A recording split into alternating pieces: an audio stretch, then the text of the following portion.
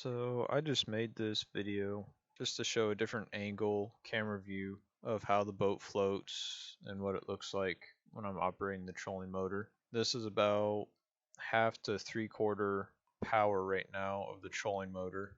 With the seat it's pretty comfortable. I do have to lean forward and lean down to actually reach the trolling motor with the prop of the trolling motor just below the water level. So if you're going to do a trolling motor and you're going to mount it up at the front deck, one thing to think about is how long the shaft is, because after mounting it and having to travel so far, it does sit down pretty low. As you can see with mine, it's right about knee height.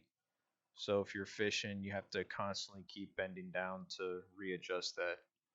Another problem that I found is when I was bow fishing, it was a real pain to lean down and keep adjusting that. But all in all, with this 1436 Alumacraft John boat, it pushes it perfectly. This is a Minn Kota Great White 55-pound thrust 12-volt trolling motor. I made a simple mount for it on my deck, as you can see in some of the other videos. This day I was just out looking for alligators, scouting before season. This will also give you an idea of how stable it is. The setup of my boat from the rear. I just have a GoPro mounted on the handle of my mud motor.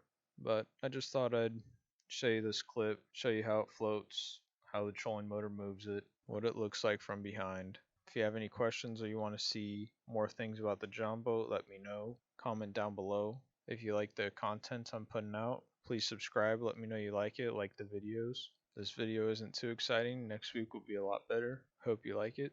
This is JT Gatoring.